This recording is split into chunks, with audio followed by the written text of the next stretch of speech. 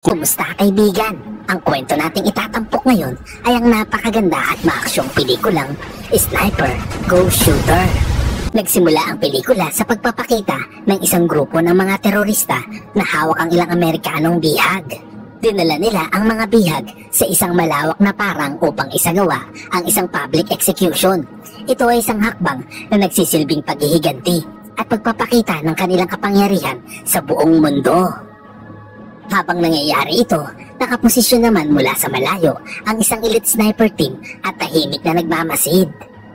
Sa command center naman, maingat na minomonitor ng Colonel ang bawat galaw ng mga kalaban gamit ang mga drone camera. Ang misyon ng mga sniper ay maliwanag, patumbahin ang mga terorista at iligtas ang mga bihag. Samantala sa field, ang team leader na si Miller ay naghihintay na ng utos para bumaril. Ngunit biglang naging mas delikado ang sitwasyon nang pilitin ng pinuno ng terorista ang isang batang lalaki na patayin ng isa sa mga bihag. Dahil dito, agad na nagbigay ng pahintulot ang Colonel para simulan ang pag-atake. Kasabay nito, nagpadala rin siya ng drone support at isang Apache helicopter upang magbigay ng suporta mula sa himpapawid. Inutusan ni Miller si Brandon, ang sniper na may pinakamalinaw na view sa target, na barilin na ang kalaban. Ngunit nang makita niya na bata ang target, ay bigla siyang nag-alinlangan. Hindi niya magawang bumaril kahit paulit-ulit siyang hinikayat ng kanyang team bago pa tuluyang lumala ang sitwasyon. Rampage, take the shot now.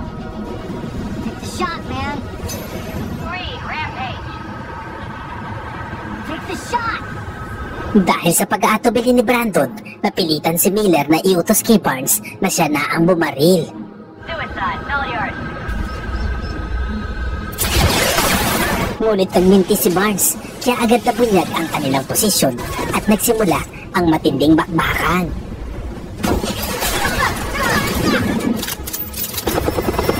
Mabuti na lamang at mabilis na dumating ang air support na siyang pumigil sa posibleng pagkabigo ng buong operasyon.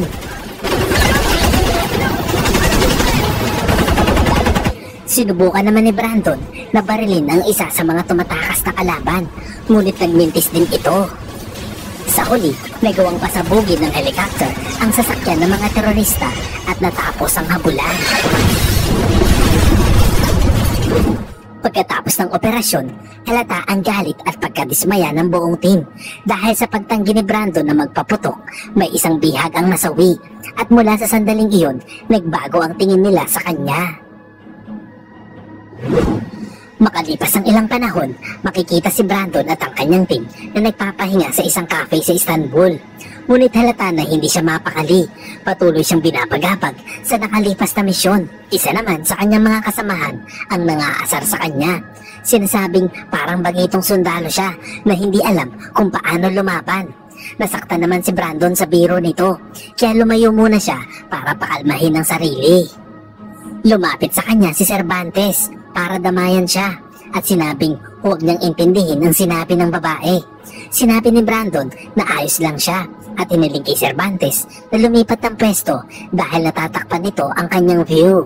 Doon natin malalaman na may pinagmamasdan pala siyang babae na tahimik na umiinom ng beer sa hindi kalayuan. Nang sa wakas ay nagkaroon na siya ng lakas ng loob para lapitan nito, ay bigla namang tumayo ang babae at umalis. Dahil sa pagkahumaling, sinundan niya ito. Nagtagumpay naman siya sa kanyang misyon at nagawa nitong makilala ang babae. Samantala, makikita ang isang lalaking nagtungo sa rooftop. May kinuha siya mula sa kanyang bag. Ito ay isang sniper rifle. Makikita na ang target niya ay si Brandon. Ilang sandali pa, handa na sana ito upang barilin si Brandon. Ngunit bago pa man ito makakalabit ng gatilyo, ay maririnig ang isang putok at agad na bumagsak ang hitman. Sa di kalayuan ay makikita si Major Bidwell na siyang pumatay sa lalaki at nagligtas kay Brandon sa tamang oras. Pagkatapos ay tinawagan ni Bidwell si Brandon at inutosang magkita sila sa isang ligtas na lugar.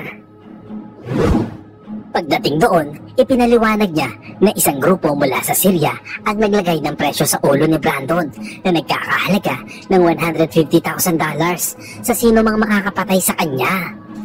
Nakaligtas man siya sa unang pagtatangka, ngunit nagbabala si Bidwell na marami pang susunod.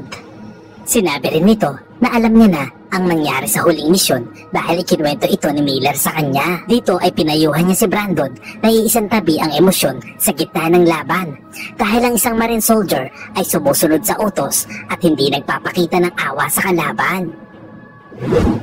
Pagkatapos, tinipon ng Colonel ang buong team sa isang military ship. Ang susunod nilang misyon ay ang protektahan ang isang malaking gas pipeline na dumadaan sa Georgia.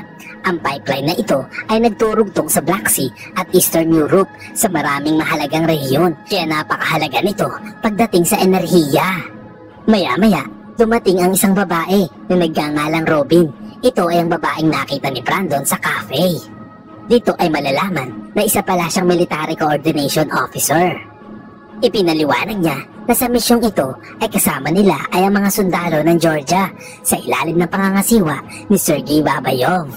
Ang kanilang pangunahing layunin ay ang pigilan ang isang radikal na grupong binubuo ng mga mandirigma mula sa Afghanistan at Iraq na pinamumunuan ni Resen Gazakov. Dahil pangunahing salarin ang grupo ni Gazakov sa pag-atake at pagsira sa mga pipeline na nasa mahalagang lokasyon.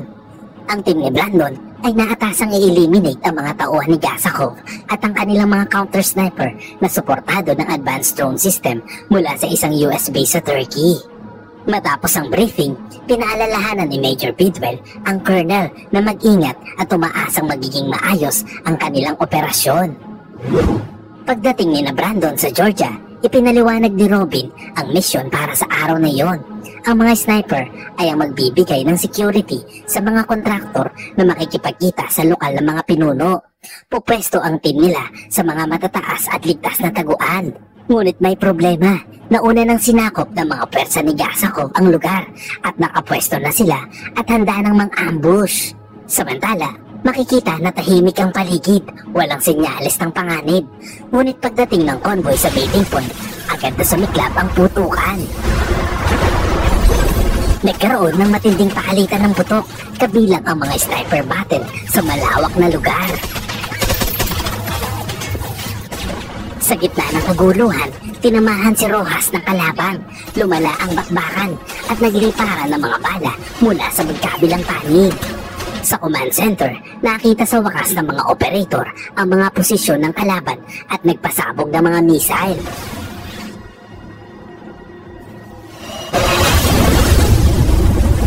Mabilis namang tumakbo si Brandon upang sagipin si Rojas, ngunit huli na ang lahat at hindi na ito nakaligtas. Pagkatapos ay nagtungo sina Miller, Robin at Babayov sa lugar ng pinagsabugan ng missile. Nais nilang makumpirma ang pagkamatay ni Gazakov, pero ang nakita lamang nila ay isang basyo ng bala mula sa anti-tank caliber rifle. Ibig sabihin, mga advanced weapon din ang gamit ng mga kalaban na katulad din ng sa kanila. Nagtaka naman si Brandon kung paano nalaman ng mga kalaban ang eksaktong posisyon nila. Isa pa, si Rojas ay isang eksperto sa pagtatago, ngunit natuntun pa rin siya.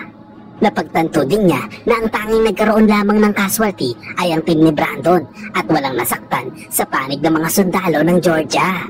Doon nagsimula ang kanyang hinala na may naglik ng impormasyon mula sa kabilang grupo.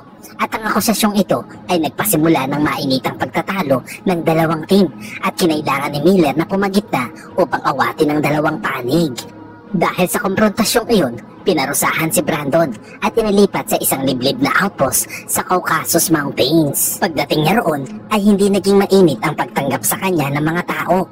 Sa halip ay sinalubong siya ng mainit na suntukan. Sa huli ay nagawa naman niyang maipagtanggol ang sarili. Pagkatapos ng gulo, nakilala niya ang leader ng outpost, si Andre. Alam na ni Andre kung bakit naroon si Brandon. Natawa naman ang mga sundalo dahil para sa kanila ito ay parusa dahil sa pagsuway ni Brandon sa nakatataas. Bilang mas senior, pinayuhan ni Andre si Brandon na huwag basta-basta maghinala o magbibintang. Kung gusto niyang malaman ang katotohanan ay kailangan niya ng tunay na ebidensya. Matapos magkape, lumabas sila para magpatrolya. Mula sa malayo, nakita nila ang dalawang taong nagnanakaw ng satellite equipment. Inutusan ni Andre si Brandon na barilin ng isa, Ngunit tumanggi si Brandon. Naniniwala siya na magnanakaw lamang ang mga ito at hindi kalaban. Dahil dito, lumapit ang mga sundalo para hulihin sila. Ngunit nang tangkaing kunin ng babae ang isang armas, mabilis na nagpaputok si Andre at napatay niya ito. Dinakip naman nila ang lalaking kasama nito. Kinagabihan, nagkwento si Andre tungkol sa kanyang nakaraan. Isinalaysay niya na minsan ay nakaranas siya ng parehong pag-aalinlangan na naramdaman ni Brandon.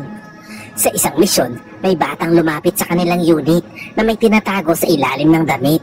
Sa halip na barilin ito, akala niya ay pagkain lamang ang dala nito, ngunit isa pala itong bomba. Sumabog ito at napatay ang lahat ng kasamahan niya.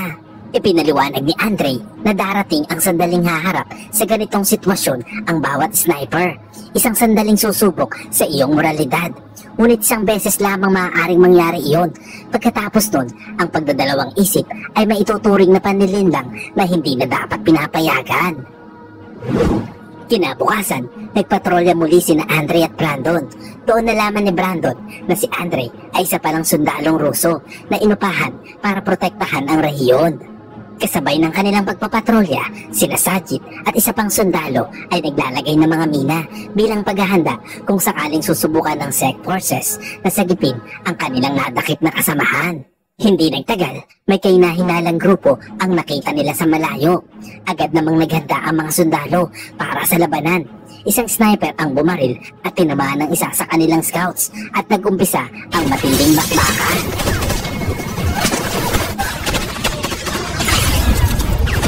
Gumanti si Brandon ng putok at boom kunana, headshot ang target.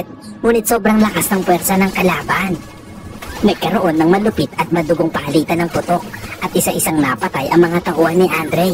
Upang mapigilan ang paglusog, pinasabog ni Andre ang isang remote explosive na nagpabagsak sa ilan sa mga kalaban. Ngunit sa huli, silang dalawa na lamang ni Brandon ang natira sa kanilang team.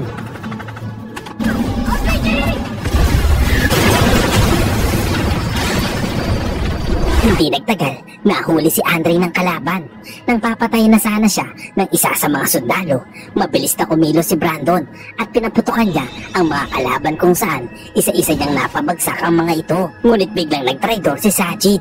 Itinuro niya sa kalaban ang eksaktong posisyon ni Brandon. Walang pag-aatubili, itinutok ni Brandon ang kanyang baril dito at agad na bumulagta si Sajid at ang sundalo sa kanilang kinakatayuan. Ang natitirang kalaban ay ginamit si Andre bilang human shield. Ngunit nanatiling kalmado si Brandon at isang putok ang pinakawalan nito na nagawang tumapos sa buhay ng kalaban. Samantala, sa command center, napanood ng Colonel ang buong pangyayari sa drone footage. Kaagad niyang inutusan ng team na sunduin si Brandon at ibalik ito sa base. Ngunit may ibang plano si Brandon. Naghahanap siya ng kasagutan, lalo na kung paano nalaman ng tropa ni Gasakov ang mga detalye sa kanilang nakaraang misyon. Kinabukasan, nagsimulang maglakbay sina Brandon at Lukman. Tumawid sila ng bundok at lambak habang tahimik na sinusundan ng drone mula sa himpapawid. Pagkalipas ng ilang oras, napansin sa drone feed ang pagdami ng tao sa paligid nila. Senyales na papasok na sila sa teritoryo ni Gasakov. Maya-maya, lumitaw ang mga tauhan ni Gasakov. Itinaas ni Lukman ang kanyang mga kamay bilang senyales ng kapayapaan at inabot ang mga labi ng kapatid ni Gasakov upang maipalibing ng maayos. Tinanggap naman ng mga mandirigma ang alok. Maingat namang tinanong ni Brandon kung paano nila natunton ang sniper team sa nagdaang labanan. Ngunit sumagot ang isa na kalooban nito ng Diyos. Ilang sandali pa ay napansin ni Brandon ang isang lalaki na nagtatype sa laptop. Dito ay napagtanto niya na hindi himala ang dahilan, kundi teknolohiya. Sa sandaling iyon ay patuloy pa rin siya nagtatanong at doon nagalit si Gasakov. Binalaan sila nito na umalis na kung ayaw nilang pareho silang mapatay. Samantala, sa command center, nakita ng Colonel ang tensyon. Nagutos ito ng isang missile strike para tapusin na si Gasakov. Ngunit muling na-detect ng mga kalaban ang paparating na drone at nagawa nilang makaalis bago pa man sumabog ang missile. Mabuti na lamang ay nagawa ring makaligtas ni Brandon at Lukman sa matinding pagsabog. Pagbalik sa base, inireport ni Brandon na may mataas na antas ng military technology ang grupo ni Gasakov. Nagduda si Robin at nagtataka kung paano sila nagkaroon ng ganoong gamit. Ipinaliwanag ni Lukman na maaaring nabili iyon sa black market na kayang i-hack ng device ang drone signals dahilan para masundan ng kaaway ang galaw ng mga sundalo sa bawat oras. Sa puntong iyon, tinawagan ng Colonel sina Brandon at Miller. Nagagalit ito dahil kinausap ni Brandon si Gasakov nang walang pahintulot. Mali ang ginawa niya at sobrang delikado kaya inutusan niya ang dalawa na tapusin na nila si Gasakov. Sa ibang eksena, bumalik si Brandon sa pipeline station at sinalubong siya ng kaibigang si Cervantes. Samantala, kumilos na ang sniper team at ang mga sundalong Georgian papunta sa isang nayon na pinaghihinala ang pinagtataguan ni Gasakov. Sa kabilang banda, inactivate na naman ng grupo ni Gasakov ang kanilang hacking network at doon tuloy ang nabunyag ang katotohanan. Matagal na palang nahack ni Gasakov ang kanilang drone system kaya nakikita nila ang bawat lokasyon ng sundalo ng may eksaktong detalye. Sinamantala ni Gasakov ang kanilang advantage at naglunsad ng panibagong pag-atake. Natukoy pa nga niya ang kinaroroonan ni Miller. Mabuti na lang at nagbintis ang putok. Dumating sina Brandon at Cervantes at nagbabala sa grupo na tanggalin ang lahat ng vest na may GPS tracker. At sinabing hanggat konektado ang drones, nakikita sila ng kalaban. Our GPS has been compromised. Pagbalik sa base, mabilis silang nagplano. Ayon sa satellite intel, naghahanda ang hukbo ni Gasakov na atakihin ang rehiyon ng Kovalay. Nagpasya ang team na tumungo doon para salubungin ng kalaban. Inutos ng Colonel na ipadala ang lahat ng hukbong sandataan upang mapabagsak na ang mga kalaban. Pagkatapos, umalis ang team mula sa Gaziantep papuntang Kovalay. Pero patibong lang pala ito. Sadyang nagpalabas si Gasakov ng maling impormasyon. Lumalabas na ang totoong target ay ang Gaziantep mismo. Habang nasa biyahe, nakaramdam si Brandon na may mali. Napagtanto niya na walang bantay ang Gaziantep sa sandaling iyon dahil dito ay maaari itong madaling maging target ng mga kalaban. Sumang-ayon naman si Miller sa kanyang naisip at agad na nag-utos na bumalik. Sa parehong oras, sinimula ni Gasakov ang tunay na pag-atake. Habang inaatake, sumama na ang Colonel sa mga sundalong Georgian upang subukang pigilan ang pagsalakay. Ngunit hindi nila kinaya ang puwersa ng mga ito. Sa paglala ng sitwasyon, mabuti na lang at dumating ang team ni Brandon sa tamang oras. Pumwesto sila at agad na nagpakawala ng mga putok. Mala Fernando Po Jr. ang kanilang pagbaril at isa-isang bumagsak ang mga kalaban. Mula sa likod ng mga bato, nakita niya ang kanang kamay ni Gasakov at tinamaan ito ng putok na pinakawala ni Brandon. Sa puntong iyon, naramdaman ni Brandon na nagtatago si Gasakov malapit lamang. Pinatay niya ang kanyang GPS para hindi siya nito matunton. Lumipat ang pwesto si Gasakov. Natamaan niya si Cervantes at ito ay nasugatan. Hindi naman pumayag si Brandon na mamatay ang pinakamalapit niyang kaibigan. Nag-focus siya, pinag-aralan ng bawat anggulo hanggang sa mahanap niya ang posisyon ni Gasakov. Sa matinding konsentrasyon at katahimikan, pinakawalan niya ang huling putok. Tumama ang bala at bumagsak si Gasakov.